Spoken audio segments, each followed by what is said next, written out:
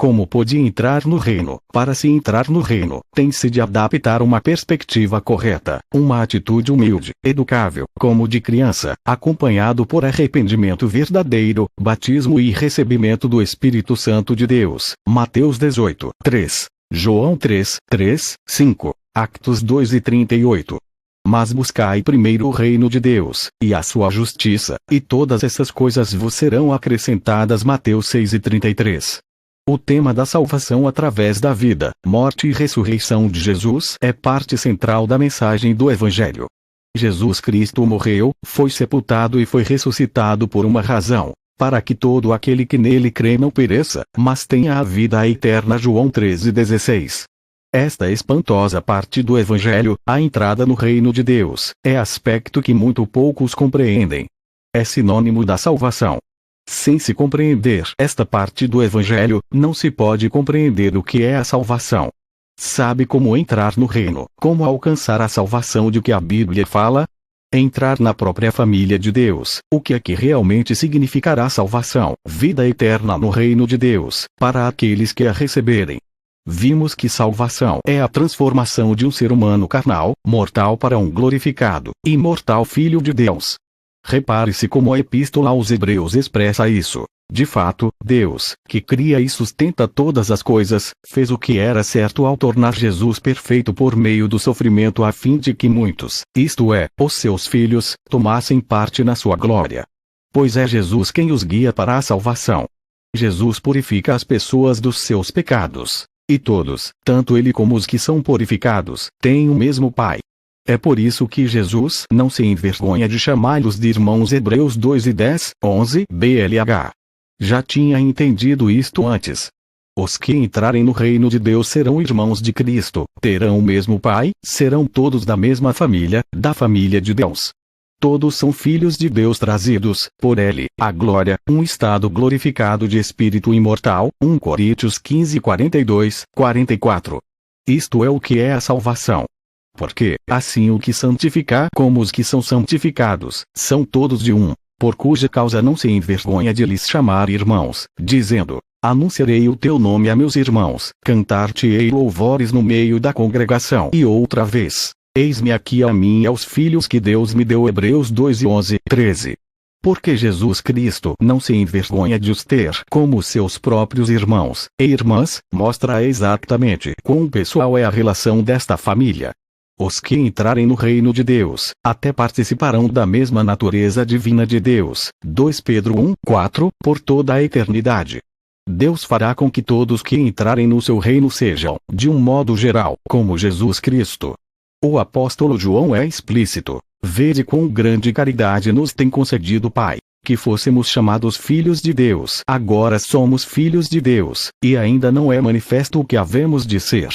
Mas sabemos que, quando Ele se manifestar, seremos semelhantes a Ele, porque assim como é o veremos. 1 João 3, 1, 3. Sim, seres humanos que entrem no reino de Deus terão a gloriosa honra de serem como Jesus Cristo, ressuscitados e glorificados. O mesmo Espírito testifica com o nosso espírito que somos filhos de Deus.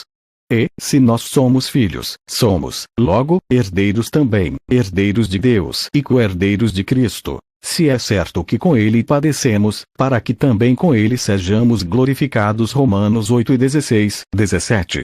O Evangelho verdadeiro revela que os santos, os fiéis seguidores de Jesus Cristo, ressuscitados no seu regresso para a vida eterna, serão ativamente envolvidos com Jesus Cristo no governo do reino de Deus, quando ele for estabelecido. Apocalipse 5 e 10.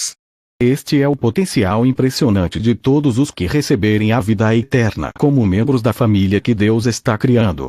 Ser ressuscitado na família de Deus como o autêntico Filho de Deus, como uma parte da própria família imortal de Deus, é tão magnífico que é fútil tentar comparar isso com qualquer coisa que jamais tenhamos conhecido. Nenhumas aflições, sofrimentos e dificuldades nesta vida podem de forma alguma aproximar-se do inestimável valor do dom da vida eterna como filhos de Deus, realmente tornando-nos como Jesus Cristo. Este futuro maravilhoso é o que a mensagem de Cristo é acerca do reino de Deus. A recompensa dos santos, a prometida recompensa dos santos, ou salvação, como muitas vezes é chamada, ocorre na ressurreição da morte. 1 Coríntios 15, 50, 52. Isto dá-se quando Jesus Cristo regressa ao toque da última trombeta e os reinos do mundo vêm a ser de nosso Senhor e do seu Cristo. Apocalipse 11, 15. Quem seja ressuscitado da mortalidade para a imortalidade entrará no seu reino e assistirá a Cristo num reinado, na terra, de 1000 anos. Apocalipse 24, 6. O Evangelho do Reino de Deus revela que Jesus Cristo fundará o seu reino na terra com os seus santos ressuscitados para dar a todos a oportunidade para a vida eterna. O desejo de Deus é de que toda a gente herde o reino de Deus, cada um no seu próprio tempo. 2 Pedro 3, 9. 1 Coríntios 15, 20, 26.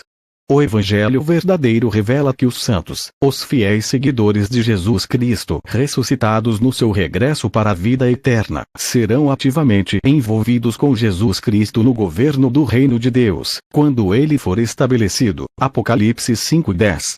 Há profecias no livro de Isaías que revelam que Cristo começará a lidar com os seres humanos vivos à sua chegada para lhes ensinar os seus caminhos. Os santos ressuscitados assistirão Cristo a produzir cura completa espiritual e física das nações. Isaías 30, 20, 21, 35, 1, 5, 6.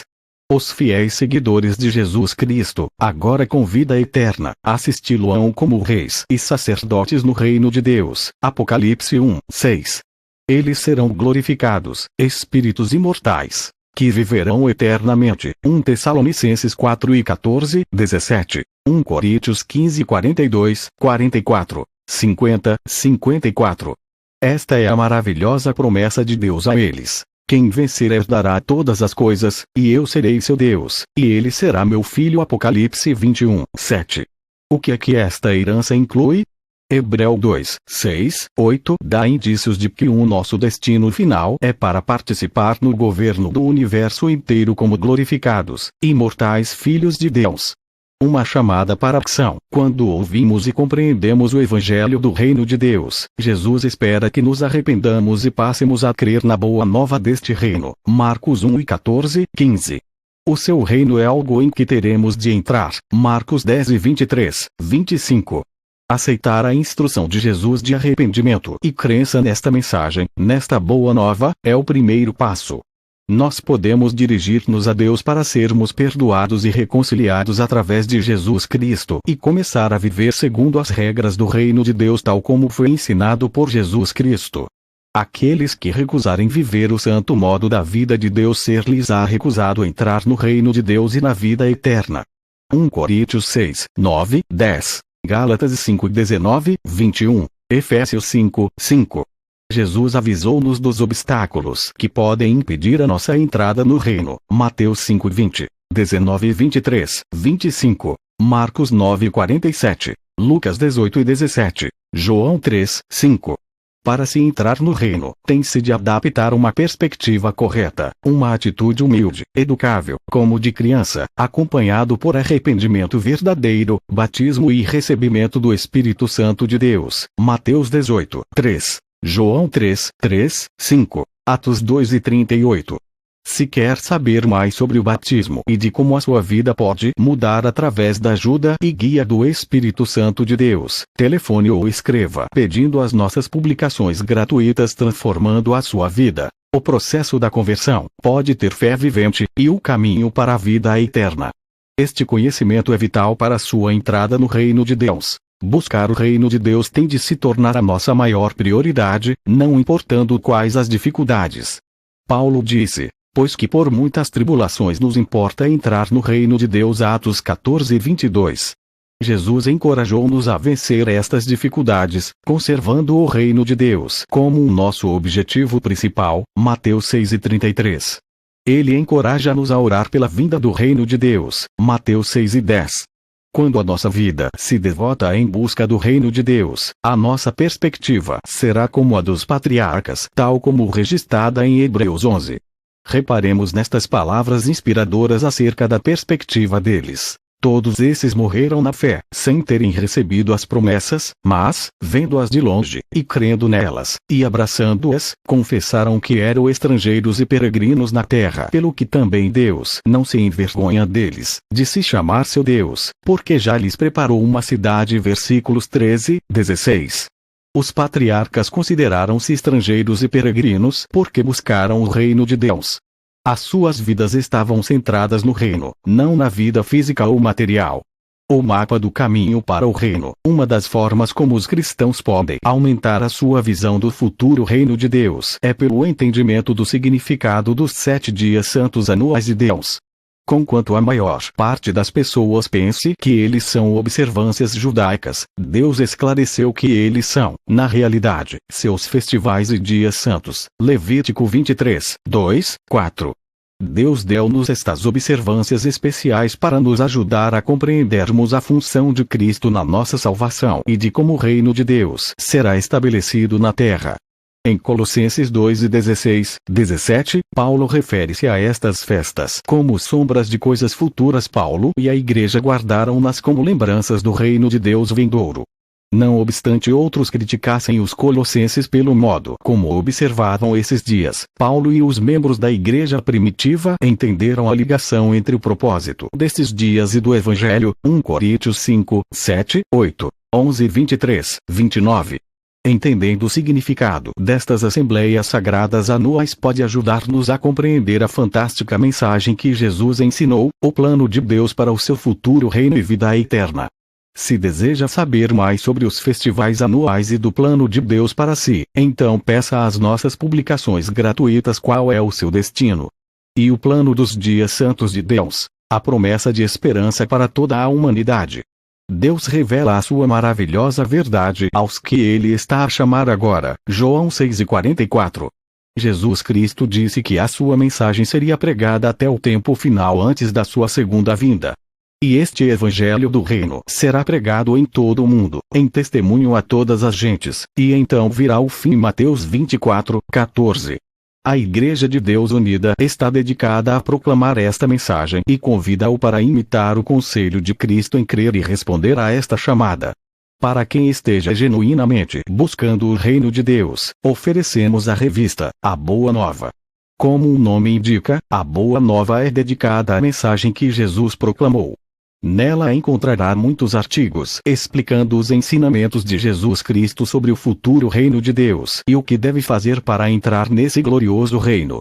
Visite simplesmente o nosso website em www.revistaboanova.org ou contacte o nosso escritório mais próximo de si para sua subscrição gratuita. A mensagem que Jesus trouxe chama-se, apropriadamente, a Boa Nova, o Evangelho do Reino de Deus. E é verdadeiramente boa notícia, a mais maravilhosa notícia para a humanidade. Jesus Cristo está lhe a pedir para crer nesta boa nova e buscar primeiro o reino de Deus. Mateus 6:33. Se o fizer, diz Jesus Cristo em Lucas 12:32, será prazer de Deus dar-lhe o reino.